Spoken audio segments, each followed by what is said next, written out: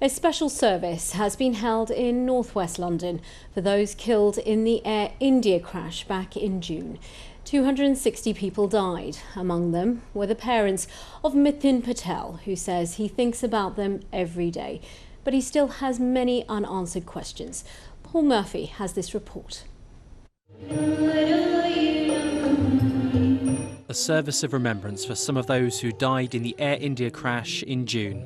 Around 200 people, family and friends came together to remember Ashok and Shobnam Patel from Orpington and Sunny and Manali Patel from South Norwood. They were caring, loving, supportive every step of the way of my and my brother's life, my brother Hamit's life, and we miss them dearly. Many of the families who came have close ties to India and lost people in the crash, which gave the service added poignance. There are lots of people who passed away. We know them very well as well. Some of them are related to us. It is our duty as a trustee to organize, bring people together and remember them. Do what we call Pratna Sabha and make sure that we all come together and do a grievance together with everybody else. We're just over 7 weeks on from the crash, and while today is all about tributes and remembrance, many people here still have questions, not just around the circumstances surrounding the crash, but also how the remains of their relatives came to be mixed up with others being repatriated to the UK. We thought that we'd recovered mum and dad, brought them back, and there was a process opened by Dr. Fiona Wilcox. If it wasn't for the team to reopen the identification, we wouldn't have known that mum, in addition to her remains, there were further remains identified. And also my dad's ring that I'm wearing today, we would not have got that recovered because that was what he was wearing on the plane, most likely touching mum's hand. I remember them every morning. Even the kids, we prayed to them in the morning just for their blessings every morning. That's what we will continue to do. It will be some time before we know the full details of why the plane came down, but for now, families mourn their loved ones and try to carry on without them. Paul Murphy, BBC London. A murder investigation has been launched after a man was stabbed to death in southeast London. Police were called to Monson Road in New Cross yesterday evening. The victim, Ayawale Aladejana, who was 26, died at the scene. A man and woman, both aged 23, have been arrested. A man in his 40s has died after sustaining injuries consistent with a fall at Wembley Stadium during last night's Oasis concert. Emergency services responded to the incident at around 10:15, but despite their efforts, the man was pronounced dead at the scene. Authorities are now appealing to any witnesses or those with footage of the incident to come forward. Oasis said in a statement they were shocked and saddened to hear of the death of a fan.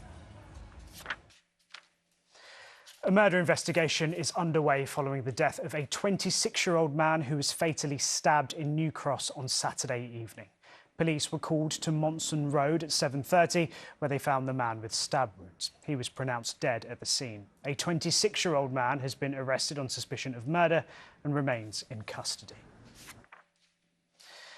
A year on from the death of 9-year-old Ada Bukaki, her family and loved ones gathered today in Bexleyheath to remember the little girl whose life was cut short. Ada was hit by a bus while riding her bike on the pavement last August. The driver, who had taken drugs and fallen asleep at the wheel, was later jailed for causing her death. Today's memorial marked both a moment of deep grief and a powerful tribute to Ada's life. Anna Geary went along to meet Ada's family, who are now campaigning for safer roads. Gathering in Bexleyheath in southeast London.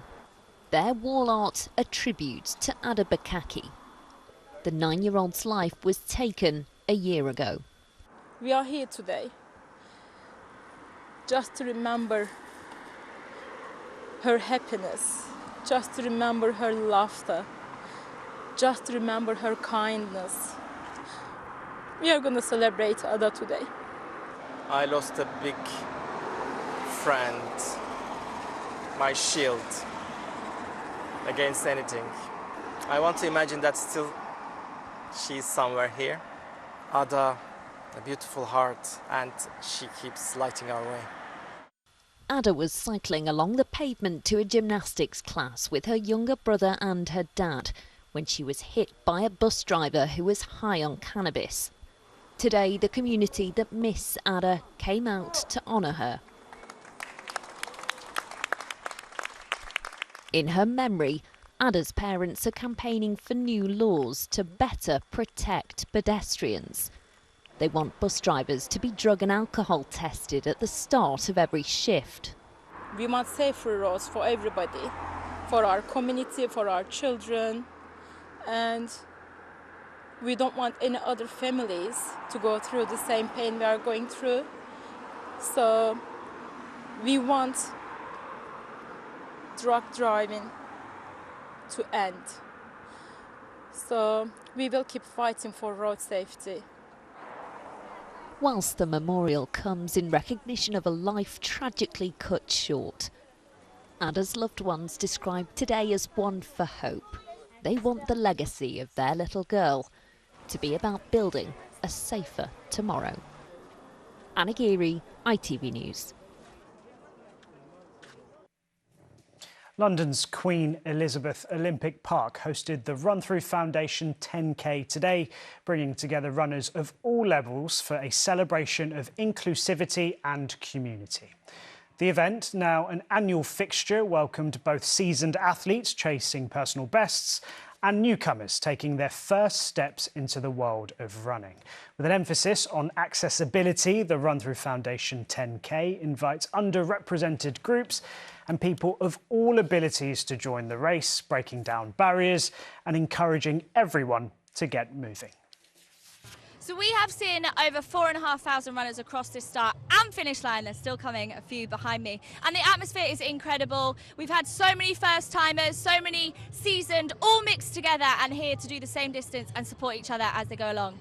We invite groups from all over the country. We invite groups from underrepresented communities to come and represent, come and be the face of running and do something different for themselves.